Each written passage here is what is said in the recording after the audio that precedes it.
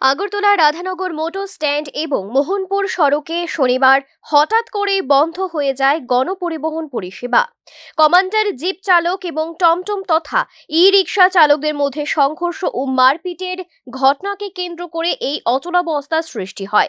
ঘটনার প্রতিবাদে commander zip চালকরা রাস্তায় গাড়ির চাকা বন্ধ রাখার সিদ্ধান্ত নেন।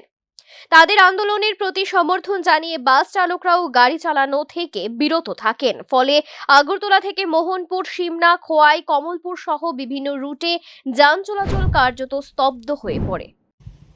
গত বিগত দিন আগে আমরা রাধানগর যে নেতৃত্ব দেয় বিএমএস এর, তারা ট্রাফিক এসির সাথে এখন আপনাদের মূলত সমস্যাটা কি? আমাদের সমস্যা, তারা আমাদের প্যাসেঞ্জার নিয়ে যাচ্ছে, আমরা সেই কারণে ক্ষতিগ্রস্ত। আমরা মাসিক বাৎসরিক 60 থেকে 70,000 টাকা শুধু পেপার খরচ আছে, কাগজপত্রের খরচ সরকারি যারা আমরা সরকারকে বহন করছি, সরকার আমাদের নিচ্ছে টাকাটা।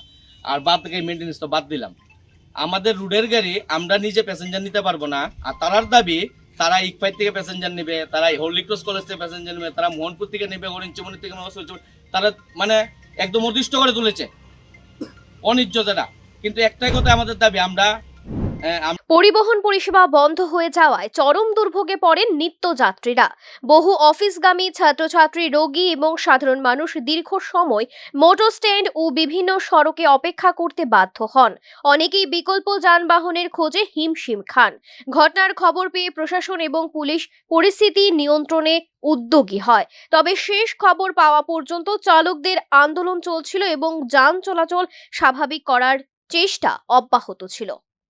Bureau report, news now.